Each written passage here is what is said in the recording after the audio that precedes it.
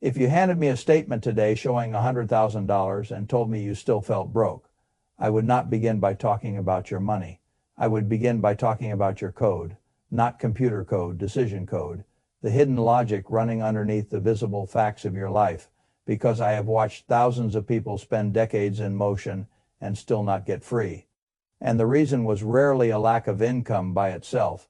It was that they were measuring wealth by the wrong variable, optimizing for the wrong outcome, and using emotion where arithmetic should have been making the decision. That mistake is far more expensive than most market declines. The world teaches people to think about money in extremes. It teaches them that unless they are making millions, they are barely in the game. Or it teaches them that 6 figures in the bank is some finished destination that should instantly make them feel secure, powerful, and beyond worry. Both ideas are nonsense. Money does not work that way. $100,000 is not everything. It is not nothing either. It is a threshold. It is one of those rare numbers in personal finance where the system begins behaving differently if, and this is the important part, you understand what the number is actually for. Most people do not. They think money exists to support lifestyle. I think money is at its most useful when it buys optionality. That is a more important word than happiness, status, or comfort. Optionality. The ability to wait, the ability to say no, the ability to leave, the ability to survive a disruption without panic, the ability to make a decision because it is wise rather than because the clock is crushing you. That is what capital is for. When I was younger, people around me often believed the highest financial goal was income. Get the bigger paycheck, win the promotion, grow the title, move into the larger house, buy the car that confirms your success to people who have no power to improve your life. That game can go on for decades. And if you are not careful, you will wake up with a polished life and no freedom. I have seen it happen to people who looked successful to everyone except themselves. A high income can create a very dangerous illusion. It can make a person feel secure while he is actually building an expensive cage. The salary rises. And instead of converting the extra cash into capital, he converts it into obligations.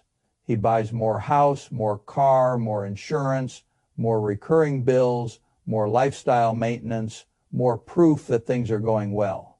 Then one day he discovers the truth.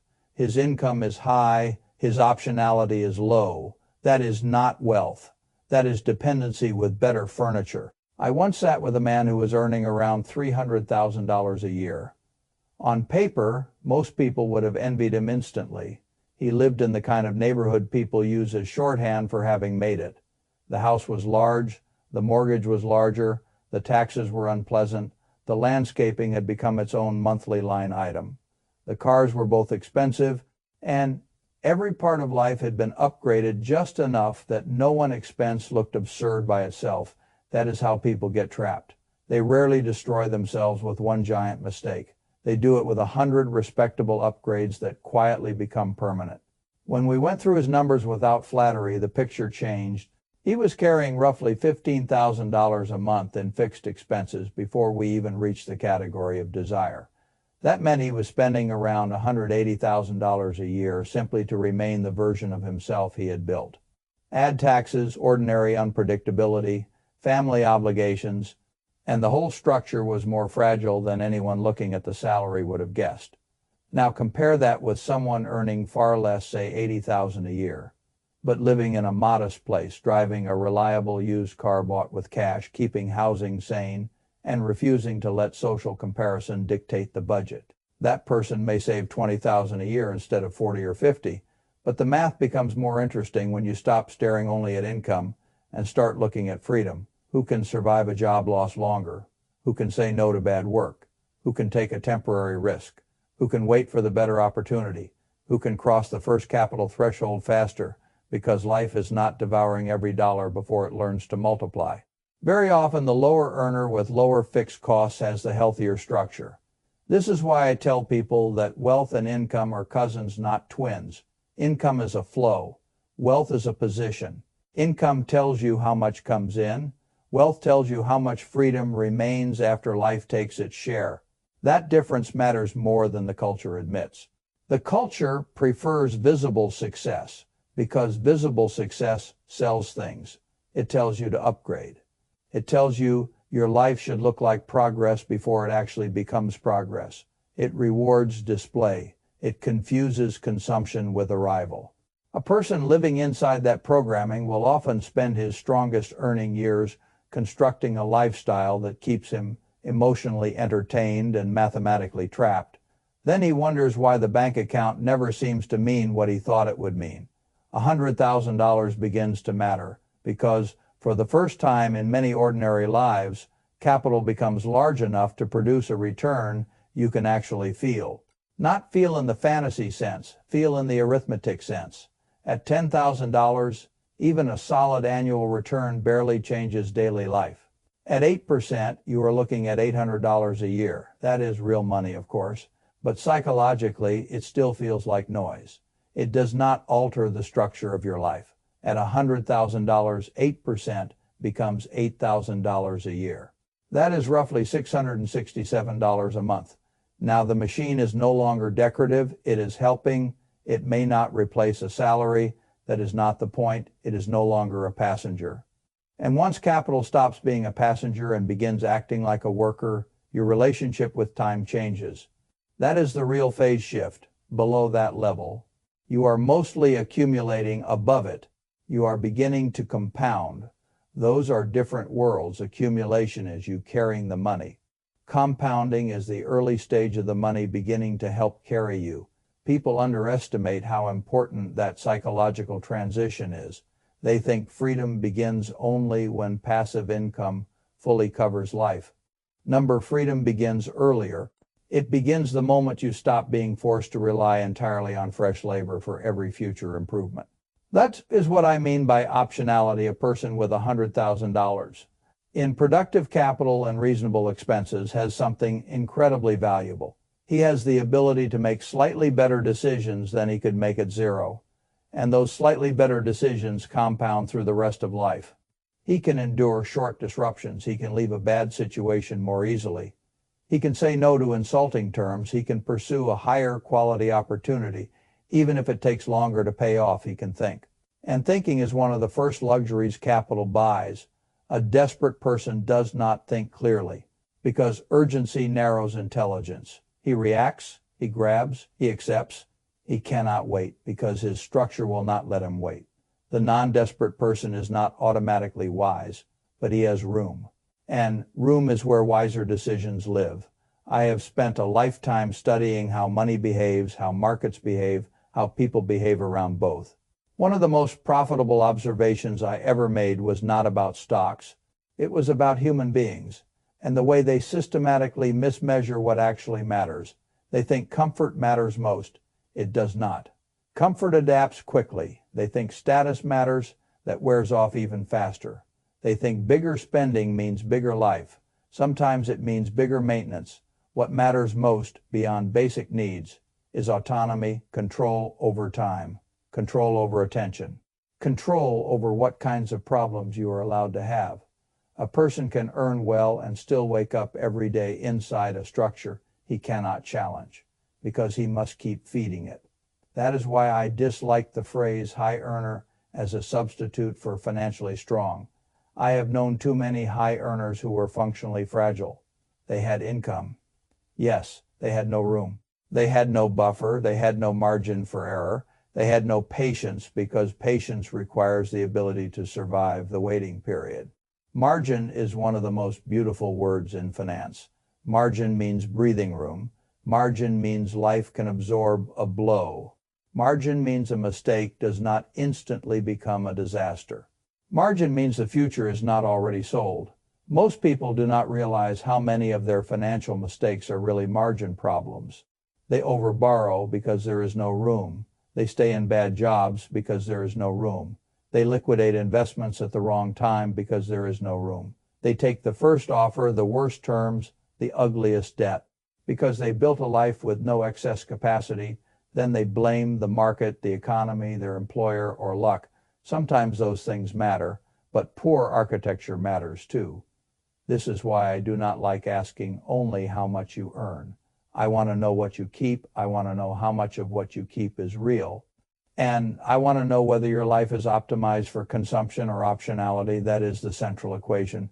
Most people have been trained very deliberately to optimize for consumption. Financial institutions do not make the most money from people who become free early. They make money from people who remain dependent, transactional, and predictable. Advertisers do not profit most from people who discover that enough is enough. They profit from people who can be kept in a state of permanent dissatisfaction. Lifestyle culture does not celebrate the invisible compounding of freedom. It celebrates the visible performance of spending. So the ordinary person is being steered toward a life that feels normal and delays independence. That is why I care so much about $100,000. It is the first major threshold where you can begin escaping the cultural code if you understand what the capital is for. Not to buy a more expensive toy, not to signal progress, to enter a different regime of life. I want to explain this as plainly as I can. If you have $100,000 and you treat it like excess spending power, it will disappear and you will remain what you were before, only briefly entertained. If you treat it like productive equipment, the whole future changes. Think of it as a factory. No intelligent owner sells the machinery that creates output because he had one strong quarter and felt celebratory. He protects the machinery, he improves it, he scales it, he lets it produce. That is how I want you to see early capital, not as a reward pool, as an engine. This is where most people fail badly and predictably. They spend years sacrificing to build the first serious chunk of capital. And the moment they finally reach it, the brain, starved of visible reward, screams for compensation. The better car, the bigger place, the vacation, the stylish confirmation that all the discipline meant something. That impulse is very human. It is also frequently disastrous, because once the 100,000 stops acting as capital and starts acting as a shopping list, you have reset the clock on your freedom. The problem is not the purchase itself. It is the cost in timeline. That is what people almost never calculate. They ask whether something costs $5,000 or $10,000 today. They do not ask what that $5,000 or $10,000 would have become if it stayed inside the freedom system. I always come back to the same habit of mind. Do not ask only what does this cost now. Ask what future optionality am I trading away. That is how adults should think. If you spend $5,000 today on something that produces no future return, you are not merely losing $5,000. You are losing the compounding, the income generation, the flexibility, and the freedom options that $5,000 could have produced over years and decades. At 8%, $5,000 becomes meaningful money over time. But more important than the final number is the monthly output it could have contributed to your life. A few $100s a year, then a few hundred a month, then more as the system grows. Those small streams add up to something the culture almost never celebrates properly. Reduced dependence, and reduced dependence is one of the finest luxuries money can buy. This brings me to something I think every person should know as early as possible. Your freedom number matters more than your status number. Most people do not know their freedom number. They know the car payment they secretly want. They know what kind of neighborhood flatters them. They know what salary would impress the family members whose opinions they claim not to care about. They do not know what amount of capital would actually make them free. That is backward. Your freedom number is the amount of capital required to generate your annual living costs through conservative returns. There are different ways to model it, but the basic logic is timeless. If you can live on $40,000 a year and you assume a 4% sustainable withdrawal rate after inflation, your freedom number is about $1 million. If your life requires only $30,000, the number drops dramatically. Notice what happens immediately when you see it this way. Expense optimization becomes incredibly powerful, not because frugality is a moral virtue, because every reduction in recurring costs lowers the capital required to buy your time back. That is why I often say the easier lever is not always earning more. Earning more is wonderful, and I encourage people to become more valuable, more skilled, more useful, and more highly paid. But income growth is subject to markets, bosses, timing, geography, competition, and many other external forces. Expense control is often far more direct. If you lower your annual spending requirement, you lower your freedom number. That means you need less capital to become independent. you literally reduce the size of the mountain. The ordinary financial world attacks the problem from the glamorous side. Get richer. My preferred approach begins from the rational side, need less, then build more. That combination is devastatingly effective.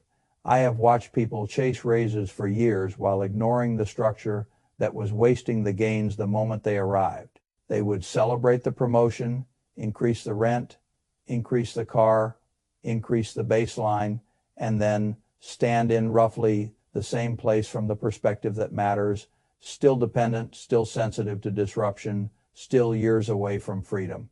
Meanwhile, someone with a calmer ego and lower expenses could make smaller absolute progress and dramatically larger progress relative to independence. That is the kind of truth culture hides because it makes ordinary status games look ridiculous. Now, let us talk about action.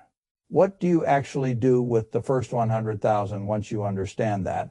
It represents a transition point.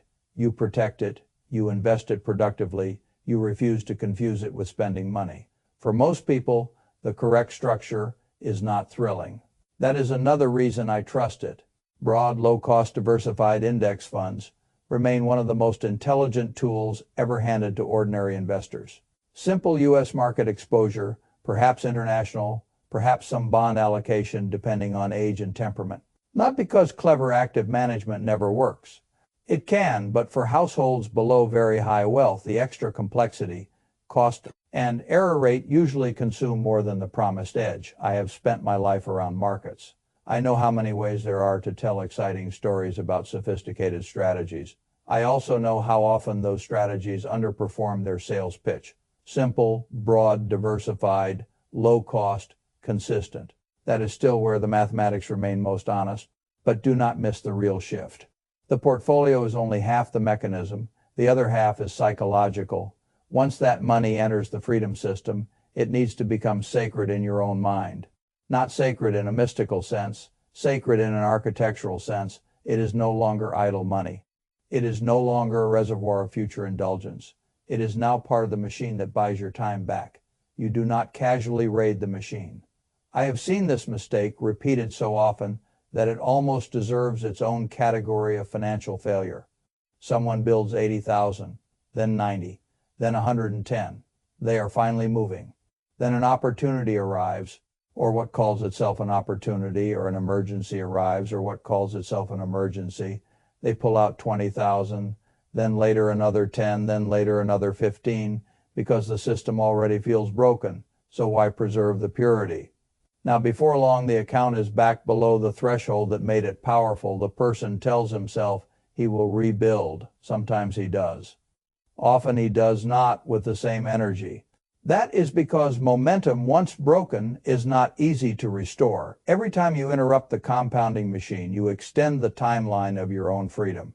That is the cost most people never see clearly enough. This is why I like dividing spending into three categories that force clarity: consumption, capital preservation, capital appreciation. Consumption is everything that produces no future economic value. Entertainment, novelty, convenience, pleasure, perfectly fine human things. But economically, they are one-way doors. Once spent, the capital is gone. Capital preservation keeps the current life intact. Housing, basic transportation, insurance, health, food, the machinery of ordinary living. Capital appreciation increases future capacity investments. Education that truly raises earning power, tools that make you more productive. Assets that produce cash flow, skills that let you solve more valuable problems. Most people live with far too much of the first category, enough of the second to keep functioning, and too little of the third to ever become independent. That is the real hidden budget problem in modern life. Not that people buy anything enjoyable, that they buy too much of what disappears and too little of what compounds. Once you begin seeing money this way, decisions change. A luxury vacation is not simply $5,000. It is $5,000 not going into the freedom system. That does not mean no one should ever take one. It means the comparison should be honest. The question is no longer, can I afford this right now? The better question is, what future monthly freedom am I trading for this current week of pleasure. That is opportunity cost. Children do not think that way. Adults trying to get free must. Now let me address what may be the hardest part of the whole process. Human beings are not naturally wired for delayed gratification at this scale. We evolved in circumstances where immediate consumption often made sense. Resources were uncertain. The future was not guaranteed. Saving in abstract form was difficult.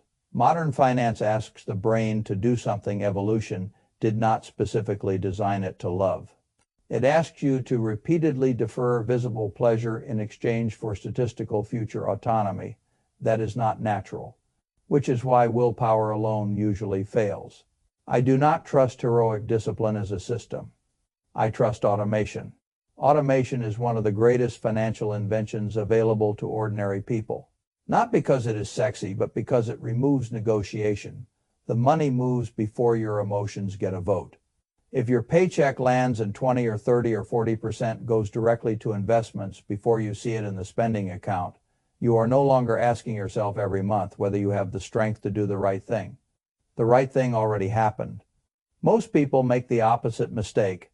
They spend throughout the month and promise to save what is left. What is left is often disappointment because expenses expand to consume what is available. Life is very good at filling containers. The answer is to shrink the available spending container first and let the household adapt inside it. This is what I mean by paying the freedom system first, not later, not if there is anything left. First, I have seen people do astonishing things once they stop debating each transfer and start automating the core behavior. 20% of gross income is a fine beginning, 30% is stronger, some push much higher, and if the structure is right, the result can be life-changing in surprisingly few years. People hear that and think sacrifice. I hear leverage. A person saving half of what he earns is not merely acting frugally. He is buying back decades of his life at a discount. That is a magnificent trade. Now, there is a psychological enemy that must be discussed honestly, or it will quietly ruin the plan. Comparison. This is one of the most expensive human habits ever created. You can have an efficient plan, a sane budget, a rising capital base, and still blow the whole thing up because someone else around you appears to be living at a higher visible level.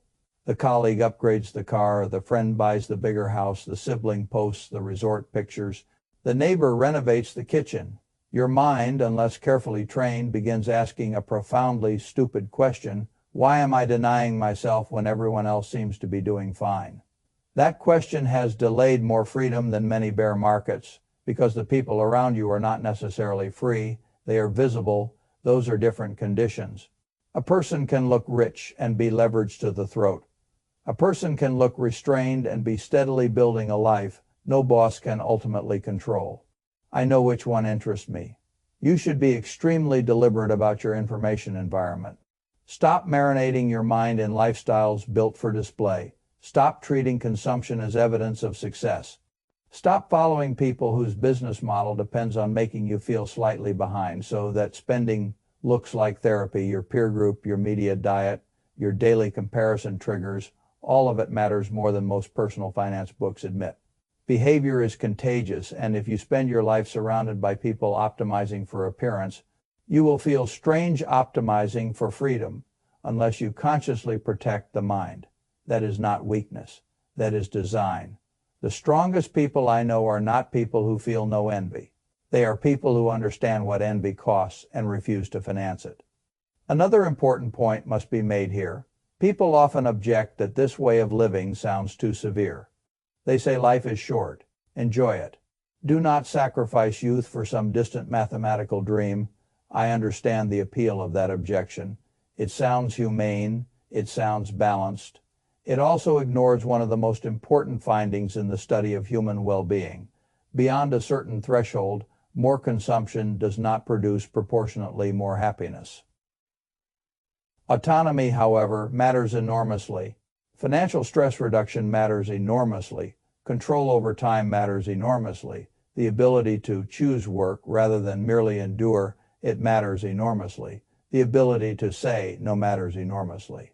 So when people frame the choice as pleasure now versus deprivation for later, they are usually framing it badly. The real trade is often between temporary consumption intensity and long-run autonomy. I would take autonomy every time. That is not because I dislike pleasure. It is because I know the shelf life of consumption. The upgraded object normalizes quickly. The new standard becomes boring quickly. The baseline rises. The nervous system adapts. Then you need another hit of spending to feel the same movement. Freedom behaves differently. Freedom compounds in value because time becomes more precious as you age. The older you get, the more expensive it becomes to remain dependent.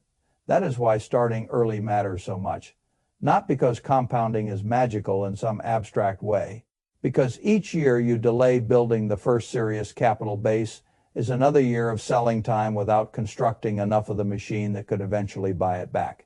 Let me put a timeline plainly. If you save $10,000 a year and earn reasonable long-term returns, you can reach $100,000 in under a decade. Save $20,000 and the timeline compresses dramatically. Save $30,000 and it becomes shorter still. These are not fantasy numbers for many middle-class earners if the expense structure is sane and the saving system is automatic. And notice what happens once the $100,000 exists. The next $100,000 does not require the exact same effort because the base itself is now contributing. That is the nonlinearity most people never experience because they break the machine before it grows. At zero, every gain must come mostly from labor. At $100,000, labor is still carrying much of the load, but capital has started helping at $200,000. The help is more noticeable. At $300,000 and beyond, the shape begins changing in a way that feels almost unfair to the person who earlier thought compounding was fiction. That is how it works. Slow, then faster, then emotionally obvious. That is why I tell people not to romanticize the first stage. It is not supposed to feel glamorous. It is supposed to be structurally important. The first stage is where you prove that you can keep what you earn, direct it, protect it, and refuse to keep resetting the game, because the visible reward did not flatter you quickly enough. Now let me say something about education. Because a freedom system is not built only by cutting, it is built by becoming more valuable too. I do not worship frugality for its own sake. A person can cut only so far. At some point, the more powerful lever becomes earning power. Skills matter, communication matters, negotiation matters, reliability matters. Becoming harder to replace matters. The higher your value to the market, the faster the capital base can be built, especially if the expense structure remains rational, instead of inflating with every raise.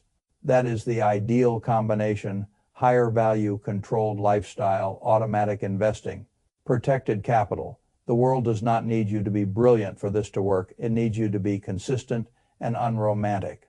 And that may be the hardest part for people raised in a culture that wants every meaningful improvement to feel like a story worth bragging about. The freedom system is not a bragging system. It is a structure system. If you do it correctly, many of the most important moves will look unimpressive from the outside: older car, smaller house, lower ego costs, fewer status purchases, simple index funds, steady transfers. No drama, no exciting prediction, no grand announcement. Then one day the result becomes large enough that people who never saw the discipline will describe the outcome as luck, good timing, or unusual talent. That is how it always looks from the outside. Quiet discipline is almost invisible until it becomes undeniable. I have always preferred that kind of progress. So if you want the shortest version of everything I have said, it is this: $100,000 matters, because it is the first major point where capital can begin producing enough output to change your behavior, your choices, and your relationship to time. It is not wealth in the final sense. It is the foundation of a different kind of life.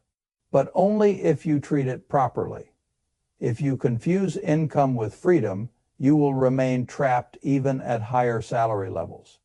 If you optimize for consumption instead of optionality, the extra money will disappear into a more expensive cage. If you fail to know your freedom number, you will keep chasing symbols instead of autonomy. If you spend from the system instead of protecting it, you will keep extending your own sentence. If you refuse automation and rely on mood, the future will keep being outvoted by the present. If you allow comparison to shape the budget, other people will quietly control your timeline, And if you misunderstand what happiness actually responds to, you will overspend chasing comfort while underinvesting in the autonomy that would have made life genuinely better. The mathematics are not mysterious. The path is not glamorous. The question is not whether the system can work. The question is what you are optimizing for. If you are optimizing for visible normal, you will probably live the kind of life most people live. More spending, more obligations, more dependence, more delay, more proof to others, less ownership of your own time. If you are optimizing for freedom, then $100,000 becomes something completely different. It becomes the early machinery of sovereignty. Not complete sovereignty, but enough to change the arc. And once the arc changes, the rest of life often begins changing with it. That is why I do not ask whether 100,000 is a lot of money in the abstract. I ask a much better question. Is it being used as consumption capital or freedom capital? That answer tells me almost everything I need to know about where a life is headed.